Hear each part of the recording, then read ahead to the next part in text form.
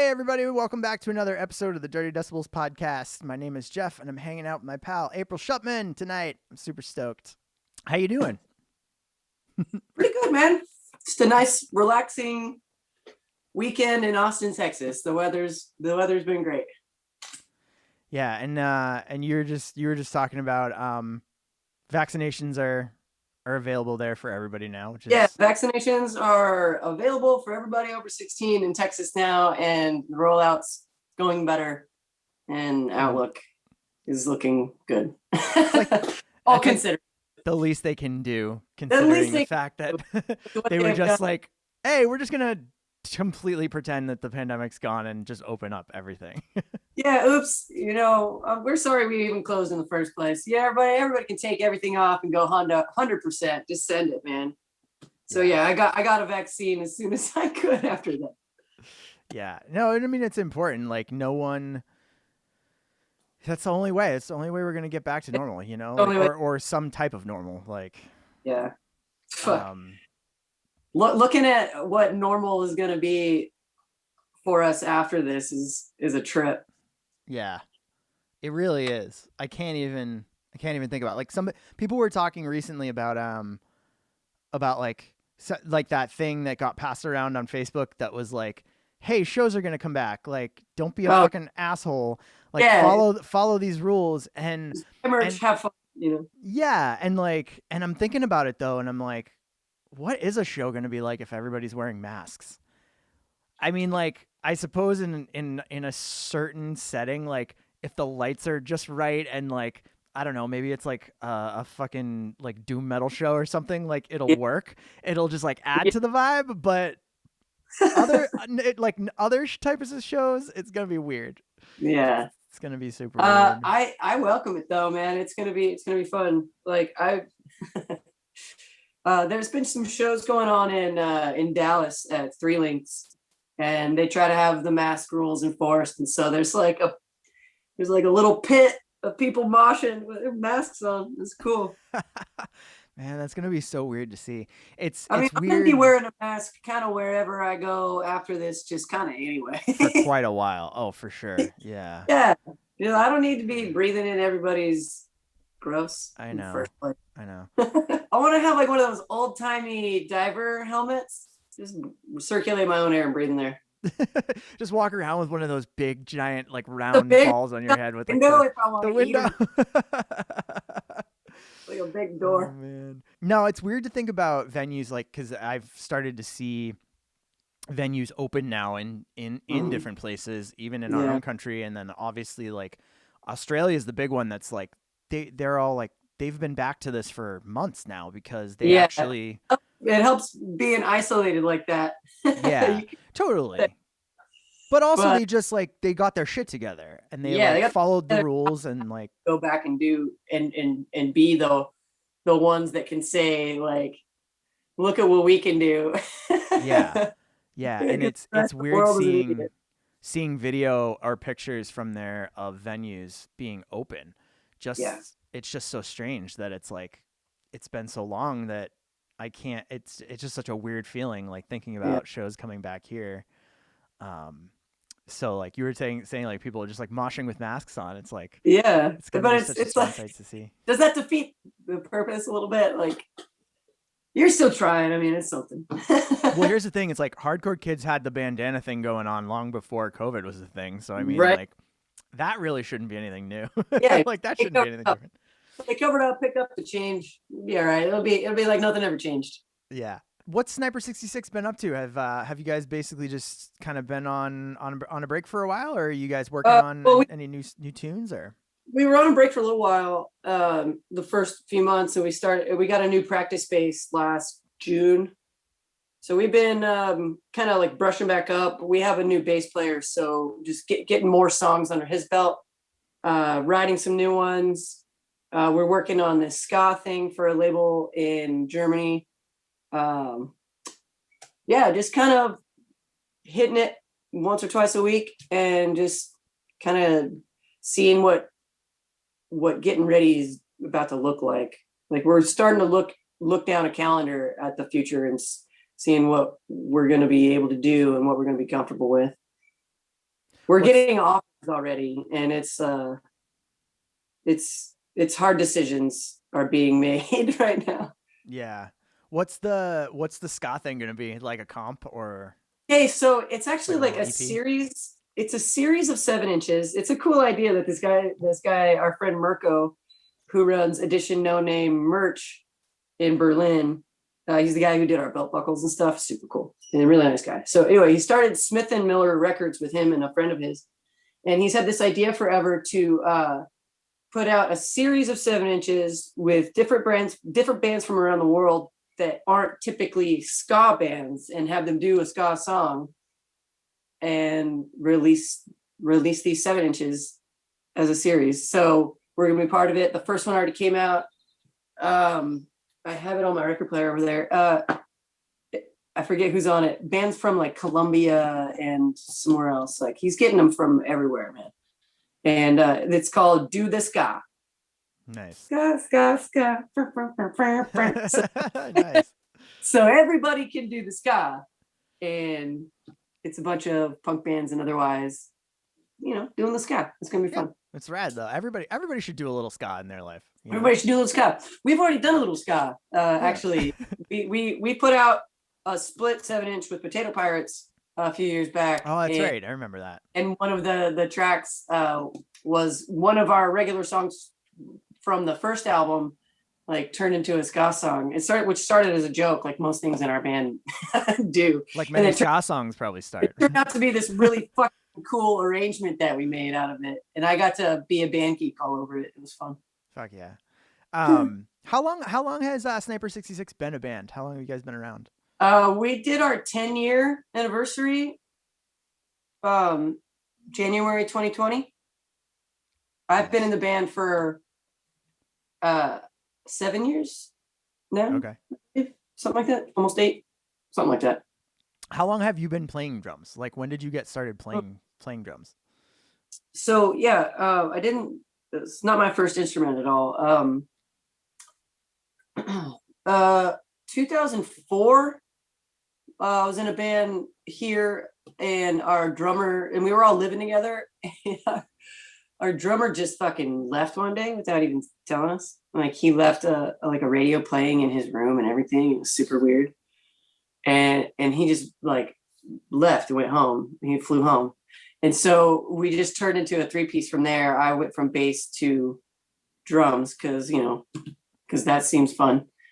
And then I was a drummer. And so you were a bassist first? That was, I was a guitarist first, I guess. Like guitar, and then like a band geek stuff with the trumpet and a few other things. Like, if it makes noise, I'll make it make noise. Dude, that's a great philosophy. Like, if it makes noise, make noise, I'll make it make noise.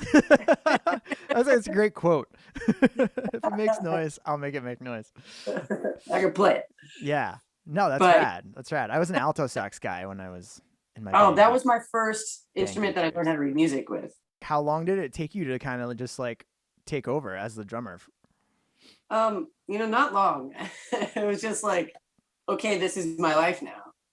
And then I just, moved around playing in different bands in Austin, and then finally went to every single Sniper show because I was a super fan, and then they asked me to join. So yeah, I didn't start with those guys. I came in a couple years late. Right. And you've played drums with a ton of different bands. You've I've been lucky, man. My roster's gotten good. Subbed in for bands. You've been on the road like a ton. Your career as a drummer so far is like super impressive. That's a cool sentence. Wait, can I pause on that? Like, that's pretty cool. My career as a drummer is impressive. That's nice. Well, it's true, and I want to keep that the good vibes going, man. Yeah, it's admirable. And so you were talking about Sniper's thinking about like what's coming down the pipe, and like what is the trajectory looking like in Austin in terms of like venues and shows and stuff like that down there? Is it like kind of coming back? Or? Some everybody's on the stream. Everybody goes to Kick Butt Coffee and does their streaming. Have Love they been it. doing live streams from there Yeah, you've the been to whole Kick time? Butt. Yeah, I have been there. That was my very first time in Austin. And I thought, you were laying in the bed of that bunk of that new fucking bus that they got. And I thought Rest you in were Ken peace. for a second, and I just laid in there with you. Yep. And so that's how I met Jeff, just jumping into a bed with him. You're like, hey, I'm not. Oh, no, it's the older one. It's the older Ken. Holy shit. So Kick Butt has been having streams. So we luckily they've been able to stay afloat with donations pouring in from that a little bit. And they are in fact coffee shops, so they've been staying open. Right. Right. They were doing free coffee and tacos and stuff for people for a while, like when everything first got bad too. It was great. But Kickbutt's a cool venue because it's a coffee shop during the day and it's a bar at night, right? yeah, I mean, there's shows there every night otherwise, just about. Yeah. Or they have like open mics and shit, like just they do it all. Yeah. Pretty cool. Yeah. We've been having that here, like with actually the shirt that I'm wearing, the Tiny Oak Booking is like our pal Heather, and one of our venues here, the Midway Cafe, kind of the same thing. They're not a coffee shop; they're just a straight up bar and a venue. So they got hit, really hard when everything started. Yeah. So Tiny Oak Booking's been doing live streams from the Midway since pretty not since it first started, but pretty much since last summer. Yeah. Which has It's been been one of those ways to kind of keep it going, hang on. Yeah. So there's been some outdoor shows that have, popped up. Those sound fun. Yeah. Especially like the weather's nice, but as for like venues doing actual shows, that's not happening yet, which is nice. So we're just looking at a couple months out. Spider House had like an old outdoor stage that was repurposed as like seating and shit. But like I feel like they could do shows outside there if they wanted to, right? Yeah, they kind of shy away from like full band shit, Yeah, yeah. Over this past year or two, you've gotten involved with the organization Punk Rock Saves Lives, which is a super cool group of people that are spread all over the country. And they're really committed to mental health awareness and mental health treatment and access to mental health care, and really like spreading positive community vibes and stuff like that. So I don't know if you'd like want to talk a little bit about how you got involved with them and how they got started and like kind of what they're all about. Okay, yeah. Punk Rock Saves Lives is an organization founded by Rob Rushing, who lives in Denver, so kind of based out of there. But then the board of directors and the advisory board, just people from everywhere. So we've been focused a lot on mental health this past year because we haven't been able to do our regular outreach. Like we'd go on tours and support a cause that might be important to the musician we're touring with. Like Rob was about to go on tour with Anti-Flag. Like he drove all the way up to Pittsburgh or whatever, and then the world shut down, so he had to drive back. It sucked, but just like we can take on different initiatives that are important to different people. Drives for food drives. We're doing a food drive this month actually, and just kind of in general. Whatever city you're in, try to organize some people to get some food together, But since we're unable to tour and do anything like that this year, a lot of it has been just mental health and checking in with people. And we have a weekly PMA session on Wednesdays. Yeah. We have just a different artist from, a different band or somebody doing somebody doing something important. We'll have them on and really just shoot the shit for an hour and just kind of check in with people, and just like, it's a way to have an outreach to some people regularly for people that are, like me, that are just like in my apartment chilling with my cat all day long, all the time. Yeah. Yeah. So we're able to do a lot. It started, Rob was doing outreach at festivals and tours with Love, Hope, Strength. which is an organization that finds marrow donors. And so he was, swabbing people in parking lots for a couple of years, and they didn't need that kind of outreach anymore. They were changing stuff around. And so Rob was like, why don't we just do what we want for who we can? And he started Punk Rock Saves Lives. And he asked me to be on the advisory board, which is, I don't make any like hard decisions or nothing, but like, but it's good to be involved in any way that I am useful. It's fun to be. How did you guys know each other originally? Rob and I just kind of met from shows. I forget exactly, like off the top of my head, like exactly where I met Rob, but Denver shows likely. Yeah. Yeah. Through Dylan had met him prior to me meeting him, but yeah, somewhere along the lines. Yeah. I feel like it's the activism scene is something that doesn't get talked about enough especially in the punk rock world, because I feel like there's always something going on. I mean, I remember that I have to imagine it was that same charity, Love, Hope, Strength, that did they do a few of Frank Turner's shows? Yeah. Okay. Yeah, because I was gonna say I definitely remember a couple of shows that he played with the Homeless Gospel Choir where they had a booth for bone marrow donors. Yeah, then you walked right by Rob. Yeah, it was a while ago. He was definitely at those though. Like he talks about those Frank Turner tours. Well, he just calls him Frank. He's on a first name basis, and he spreads it out like Frank. I'm like, it's a funny story that Dylan likes to tell. Like, man, I don't know what you're talking about. I'm not on a first name basis with Frank. Yeah. No, I think it's cool that Frank was doing that at the time. That was like, he was down with having those people on his tour. Frank is kind of one of the biggest philanthropists in the scene, really. Like, he's been doing a lot this whole pandemic. He fucking live streams once every week or so, trying to raise money for independent venues. That's been neat. Yeah. And so I'm just staring at him play guitar just to like figure out how all these songs go.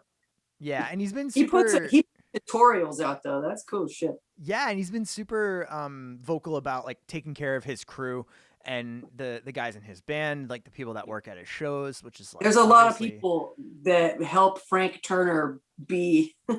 And there's a lot of people that help everyone who's in a band and playing music do what they do, Yeah, I don't think people really realize how many people make it happen, Yeah, it's the siren song of the unheard. It's the it's all of us that like work behind the scenes. It's all the black shirts, man. Yes, exactly. Crew. I mean, shirts. I did some crew shit. Like I got the opportunity to work on Warped Tour. Right. That was a lot on that shit. That was hard as fuck. Yeah. You and Black Arm. Yeah, me and Black Arm, dude. We fucking killed it. So yeah, teching is fun, dude, but it's stress. I know. You gotta make that thing just run like a well-oiled machine. You were just a cog in it. What year were you on Warped Tour again? Was it 18? The last one? So it was 18. Yeah, the last real tour. Yeah. Yeah, that's right, because it was like officially over after that, right? Mm-hmm. Yeah.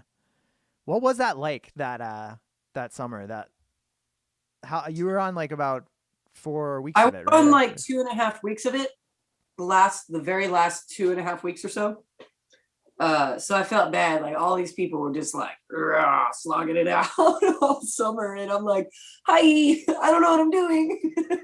I'm just here for 2 weeks. Bye." Yeah, but then and then I show up and pull my own and really get shit done, and people were impressed and thankful. So I was happy about that.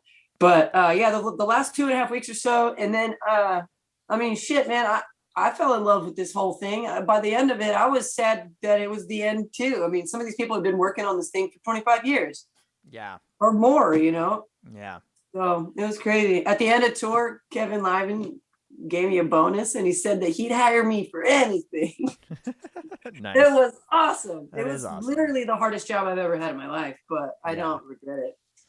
Yeah, I I know, was man. crying in Boston that day. Sucked. Oh God. But I feel like going through an experience like that is Oh, I learned so much out of that, man, and like about myself. and Like even what? just to be able to speak to like how important it is Yeah, to remember people that work behind the scenes when shit like what's happening now happens and there's a pandemic yeah, and like there's millions of people who do those jobs that can't work, you know? yeah. It's pretty wild. So punk rock saves lives typically would be like kind of touring with bands Yeah. or different types of festival shows or whatever, like and doing stuff on the ground. So how did they kind of pivot once the pandemic started? Like into the That was tricky. It was pretty tricky. So, I mean, being a new organization too, at first it was like, what is the game plan at all going to be now? Because everything just kind of got thrown out the window. So, trying to establish just a network of people that would be able to like come forth and be positive and raw about their experience. I think that's what a lot of punk rock saves lives is really good for, especially right now, is just like being super raw. Like, yeah, the whole like it's okay not to be okay and all that stuff. Like everybody's fucking going through it right now, and just being honest and out there kind of became what the spearhead was for the rest of all the outreach for the rest of the year. So yeah, it's been a trip. I mean, no one knows what they're doing. We're just holding on yeah. Yeah. and trying to do good and just trying to spread positivity. Really, I mean, it boils down to just that. Who so who are the main players right now like that you've been doing the weekly sessions with and stuff? Because I've seen a few of them. Uh Yeah. So Dan, Rob will be there usually every week, and then Dan Falkenthal. Dan He's just yeah. a buddy. I don't think he has like a certification in these things, but he's just like really involved in mental health and mental health awareness and stuff. So he's just been like this guy that's super dedicated to working on, being present for this thing. And Yeah. then Mackenzie, she's another one of our just like diehard buds. That was, we all watch every week when we can anyway. So it's like, yeah, Mackenzie, she's always got great questions and shit. Like every week when they do the breakdown of like what's something new that you've been listening to, I hate getting that question, man, because like that's a tough ask every week. So she's always got something cool, man. I think it's like it's been a comfort mechanism of like especially with with the pandemic and everything too that like a lot of times I don't want to listen to anything new. I just want to listen to like what I know. Like Yeah, I just want something comforting. yeah, and just like even when I'm driving in my car, like I'm really obsessed with football, like soccer football. So like I'll listen to podcasts about football when I'm in my car a lot. Yeah. Like I'm fucking obsessed with Tottenham Hotspur, okay? Like I'm not That ashamed of it. that's awesome. With me, I know that if I get into something, I'm just like fucking all the way stupid obsessed with it, and it takes over a large corner of my life. Always go full ass. Exactly. Yes. Always full ass, never half ass. A quote you make, always quote Absolutely. full ass every time. No, I've been super curious about it because I've been following a lot of or seeing at least a lot of the posts, and I've sat in on like or I've watched a couple of the sessions and stuff like that or like bits and pieces of it. For me, like talking about people's art and like the things that drive them and like their passions and stuff like that has always been super important to me and fascinating to me and like really interesting to me. And it's tough because it's like the pandemic is like an awful thing that's happened, but at the same time, you're like, it's unavoidable to look at how much it's having an effect on people's art, and like how people's mental health is having an effect on their art, and how people are using art as therapy, or like using art in a positive way, you know? Yeah. And You always have to be able to take some positive out of the gnarliest things that happen to you. yeah, Yeah. totally. So looking at it, I think it's like the guilt of seeing anything as a good thing coming from something so shitty. But like, yeah, sometimes you have to be like, that was a good thing that happened. Like I got to connect with someone that I wouldn't have otherwise, or I got to write this song that I didn't think I was gonna write if you asked me a year or so ago. And there I wouldn't have this cute ass little kitten. Fuck, fuck, she's so cute. Pandemic pets have been a big thing. They have. Dude, I mean, like, oh, I don't know what I'd do without that little bitch. Where is she? I love her so much. It's forced a new perspective, that's for sure. Absolutely, totally. On anything that you've got going. One thing I want to hit on though, a lot of people expect artists to come out of this whole thing swinging a new album or 10, and in some cases that's true. In other cases, dude, like our whole flow of how we usually operate got disrupted in such a way where like it's not the easiest thing in the world to just drop everything and write an album. That's not how if it's not how it works for you usually, then how is it supposed to miraculously work for you like that now? So don't have too many expectations. Just be really elated when you get the product that you wanted. It might not take the time that you want, but there are some artists coming out with some bangers. So totally, dude. I feel that. Dude, we've been writing some cool shit like Crime Revenge though. Oh my god, that's a fountain of songs, dude. Crime Revenge is like this weird band. It's just like the easiest thing that I've ever been in. It's just like we have to demo, and we have too many songs, bro. That's never a bad thing. Come on, too many songs. And so we've been playing catch up so much, I think, in Sniper that we don't have that kind of that well to draw from, but we've still got like a good half dozen or more going on there. Yeah, I feel the whole like it to me it makes so much sense because creativity is not linear anyway, right? Like creative people are not. It's not linear. It's not predictable. It can't be forced. You know, can't be contrived. And like the pandemics had the opposite effect on a lot of people. Like they can't make anything. They can't create. Yeah. They can't, like, nothing is the way it should be, Right. Everything is how am I supposed to function in this? Yeah, and I think it sucks too because people, like for me, like some people, it can be easy to feel like a little jealous, or like kind of the FOMOs, like they call it, like of you feeling like, well, why are other people creating stuff and I can't? Yeah. Or I'm trying to sit down and write and I can't do it. You have to put yourself in check, and don't place yourself. Yeah. Yeah, it's rough. It's like nobody's like supposed to, I don't know. I feel like you're not supposed to be suddenly full of all these creative juices and all this like emotion and motivation to like make art when like things are awful and like people are dying and you can't leave your house. Like that just get out of bed sometimes, dude. Shit, how am I supposed to like create a masterpiece? Yeah. Give me a break.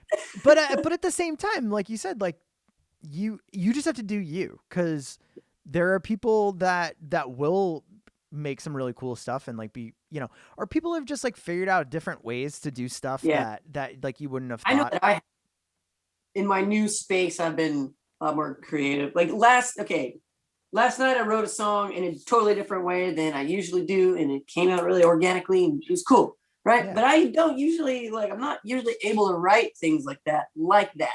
So like, yeah, unpredictable is right. It's totally. I have to wonder what, you know, I'm I'm obviously going to be curious as to like what the next 3-5 years is going to be like music wise, just of Mhm. everything that's left over, like everything that comes later, Yeah, like, we'll you know, start to see effects roll out in the next year or two. Yeah, for yeah, sure. it's like the shit that you couldn't write now that maybe like 5 months down the road when life is sort of starting to get back to normal and you can like revisit those thoughts Yeah. objectively from like a different perspective, you know? Well, a lot of times, you know, especially well, music. I'm speaking from what I know. Uh, some of these things take, you know, fucking 4, 5, 6 years to even make their way to an album. You know, from when they first kind of became a song. So And that's yeah, under you're normal circumstances. looking backwards. It's pretty rare that you know you'll get something like super fucking topical in the moment you're still in. So it's always fun to see kind of like because everybody speaks in metaphors too and in music and stuff, you know. So like those things apply to the situation differently down the road. So it's going to be interesting to see what we can apply from like the headspace that we're in now to wherever the hell we go. Yeah, absolutely, absolutely, and it's fascinating. Like I don't know. There's this parallel of like people documenting the effects of this pandemic in their art as it's happening, and then there's going to be like all of the retrospective on it that Yeah. it's just like you can think back and be like, I don't know, kind of like steep in like the way that you were feeling at that time, like Yeah. with hindsight, you know. Wash over you. Yeah, it's been really cool to kind of just like get down with people about like how what's driving them and like what's been just like what their angle's been throughout this whole thing and I'll tell you what, for fans and everything. mine has been fucking. You sit here, you wait until until you have very carefully evaluated your moment to pounce. Yeah. And I'm still waiting on that moment. But I mean, you also have a network of people that you're working with and that you're active with who like care about this shit and are like making it making it available to other people to be like it's okay to not be okay like all the Yeah. time. It's okay to like process this shit on a day-to-day basis, on an hour-to-hour basis if necessary, you know, which I think is really cool. And I don't know, punk like I'm I love the stuff that Punk Rock Saves Lives is doing because I feel like there's so many people who feel like punk rock was the thing they came to because they didn't fit in somewhere else. And it's Oh yeah. so hard to describe that to other people. Like it's so Oh hard to yeah. describe to people that you're like, I specifically came to this because I felt like a misfit everywhere else. Yeah. um, and like a lot of people might look at it as like a fringe, you know, part of like a fringe part of society or a fringe, you know, part of music or whatever. But Yeah. I don't know. That resonates with me in a big way. The way that Well, they kind I of think approach it. I think now too, punk rock as a stereotype became this thing that was supposed to be hyper cynical all the time of fucking everything. And I don't really subscribe to that. I, Yeah. I I would like to not. So punk rock saves lives being so fucking incredibly posy Yeah. has been has been refreshing. Like I remember when punk rock saves lives first started, and there was this guy that I knew that we had a falling out for some stupid reasons or whatever, and he had this like new Instagram, this new hidden Instagram or whatever. But I saw this shit anyway, and he had screen grabbed the fucking Punk Rock Saves Lives, one of the first logos or whatever, and he was like making fun of it, and I was like, oh no, you don't. You are not allowed to bring that shit on this precious little baby. You know? Yeah. Like, get that shit out of here. Like, nobody wants it. Nobody actually wants to be so negative all the fucking time, you know? Like, it like, you spit out hate and, you know, you poison yourself. So, like, yeah, cut the cynicism. Punk rock saves lives, man, if it's done right.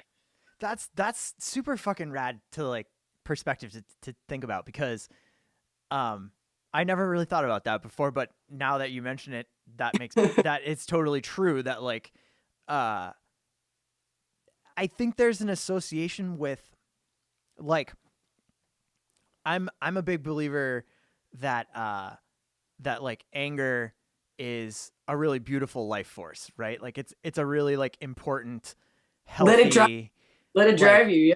beautiful life force. Yeah. But the key is that it's expressed in a healthy way that is not destructive, or that's not, you know, violent in the I sense. mean, like, I break drumsticks all the time. That's pretty destructive. Yeah, but you know what I mean. Like that's a good destructive. Like that's a good outlet. Like, and except for my fucking wallet. You know how much those things cost? yeah, totally. Fuck this. Yeah, dude, like I think there, like I'm a big believer in that anger is this like really important, really healthy thing, but like we're taught from the time we're kids that like, you know, it's kind of bad, or like that we shouldn't be angry, or that like we're not allowed to be angry within certain settings. Direct your anger at the right thing. Right. And I think there's like an assumption that just because a group of people are coming together like at a show, or a band coming together to play songs and stuff like that, and they're expressing anger, that's a negative thing, and it's not. It's actually the most healthy and positive way to express anger and to like let it out. So I think fucking 13-year-old kid in a mosh pit is the most beautiful thing I've ever fucking seen. Yeah, totally. And like it's like to let that out in that way and have a space where that's okay. Is precisely what punk rock is. And I think you're exactly right. Like the stereotype is that because it's angry, or because it's you know, calling out like problems in society or political problems or whatever, that it's negative, or that it's a bad thing, you know. Yeah. But that's not true at all. Like, cut that shit out. I'm a hugger, dude. Well, I got to figure out how to hug again, but yeah. Have you ever been around a crowd of people that hug more than people at like a show? Like, I don't know anybody, like, it's all hugs. It's all hugs almost everywhere I've gone that I've ever been at a show. Well, okay, like, you'll hug a fucking random fucking 50-year-old dude standing next to you at the stadium too. So soccer and football is a lot like a good punk rock show too. that camaraderie. Everybody, no matter what, is all together because you support the same team. You're in the same family, you know. So yeah, a lot of similarities there. Totally. Yeah.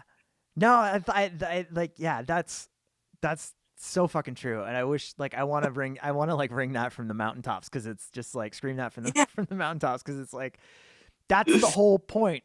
It is like finding a family that gets that's pissed off about the same stuff you're pissed off about. Like, let's go be pissed off about that stuff together in a positive. Like, let's go have church about the shit that we're pissed off about. Oh, preach, my man. Yes. I can't wait for shows to get back to being a thing, though, because I feel like the reach of stuff like organizations like Punk Rock Saves Lives, or like, you know, the different types of charities that have gone out on tours and stuff like that, hopefully will be a little bit more impactful now. We're going to be able to do some really great things, because we're going to be able to be exposed to a whole new set of invigorated people.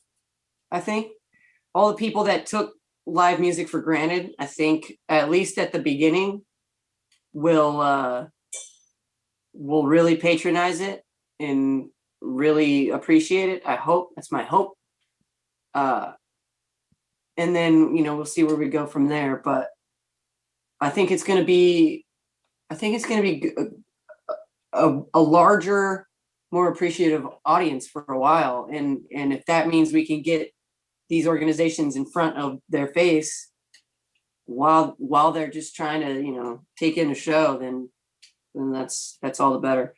It's just really, a lot of these people don't have, what other reason would they have to see anything that we have to offer, so these people that are trying to have a good time at a show are also going to get like, hey, you can also do something good while you're getting nice and drunk and loving live music again. Yeah. I think across the board, people, I hope, will be like a lot more proactive and passionate about consuming music, I really consuming hope live so. music. I mean, that list that went around is like, a little bit corny in some ways, Yeah. but like it's true. Like come out early, stay late, like buy drinks, Yeah. be there, go, like there better be a line at that fucking merch table. There better Yeah. be a line at that door. Like go see your friends, support your friends, like Yeah. go to work tired and hungover the next morning. Yeah. Like you'll live, like just fucking do How it. It's worth it. remember how awesome it felt before you woke up? Like, think about that. Yeah. Yeah. And I know it's like, it's hard to put that into, uh, uh, it's hard to do that in reality all the time. Yes, I get that. Like, of course, Mhm. you're not going to, like, if you've got to get up at 6 a.m, like, you have to pick and you'll probably have to Man, pick and choose, I but gotta figure out how to get back to that crazy busybody that I was, I've been working these days, but it's been kind of easy hours. So I haven't had to be like thrust back into working full time and playing drums every day like I was before. The more I've been like having to use my house as more than just a living space after work, like the more I like the idea of being safe and comfortable, and yeah, I totally. can eat what I want when I want, and like I think it's, drop everything and pick up my fucking guitar that's right here if I yeah, want. exactly, totally. And I'm fucking flighty, man. Like I need to be able to jump around. it's made us all appreciate our own spaces more. Mm. It's definitely like made us all kind of hone in on like what makes us comfortable and like not taking that for granted either. It's kind of made us reevaluate everything. Like our I think space, our work, our value, our time. yeah. I mean, I think that that's really been uh, on people's minds lately, and I like it. I saw something today that was like, um, nobody anywhere else, when you meet a new person, is like, what's your name? Okay, the second question is, what do you do? Like, what do you do for a living? Like, nobody else does that. Yeah. Like, who are you? How are you doing? Yeah. What are Yeah, you passionate? What are you passionate about? I want what's to your life about? hear that Yeah. fucking question. Yeah. I'm hoping that on the other side of this, some of that starts to change. Some people I start to, think, I mean, what is it? I think I'm an elder millennial. There's like Gen Z. Is that the new one? Yeah, they're really taking care of shit, man. They see some problems and then they're like, yeah, we're not gonna keep doing that just because you guys kept doing that. I yeah. believe in that. I believe in Dude, that TikTok generation, man. Like, bring dude, it on. they're Ready. I'm ready to cheer you guys on. they're fucking great. They give no shits. They're like no, we're like why would No, I do that? No, I'm not doing you that. won't Like make a Ratatouille musical. I'll do it myself. Fuck yes. Get it done, Gen Z. they do give me hope. They really do. They give me hope of just like I don't very much care for their pop music. You But know, you're not gonna little pops. It's okay though. It's okay. but it's okay. Yeah, you do you, and like they are the generation of you do you. They're finally letting you do you, and I really fucking love that. Yeah, fuck yeah. Just let it happen. You can check out all of the stuff that Punk Rock Saves Lives is doing, punkrocksaveslives.org. You can find them on Facebook as well. April is on the advisory board. You can also check out her bands, Crime Revenge, Sniper 66, Lizzie Boredom. Who else? Three's Away. Three's Away. These Roving Years is the band that I have with Rob and Adam and Todd from Punk Rock Saves Lives. There's a compilation album that Punk Rock Saves Lives is putting out. They got a bunch of descendants to write like original material or something, dude. Okay, so that's crazy. We're putting out a vinyl. I think the pre-order's out there. Putting out a record, dude, and we're on it. So these roving, it's gonna be great. You can check out the compilation from Punk Rock Saves Lives, and check out all of April's awesome fucking bands. Hopefully, you can see her on the road sometime soon when life starts to get back to normal and shows start to be a thing again. I can't wait.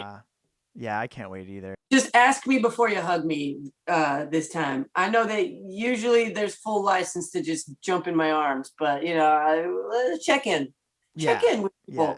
Check in to see what your people's new boundaries are, by the way, everybody.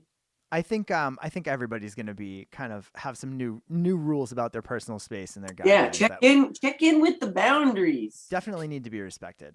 But you can check out the weekly live streams that Punk Rock Saves Lives does on their Facebook page. Thanks so much for coming on the show. It's been rad to talk to you and to catch up. And good luck with all the shit that you've been doing. Thank you. Have a great night, guys. Thanks for listening.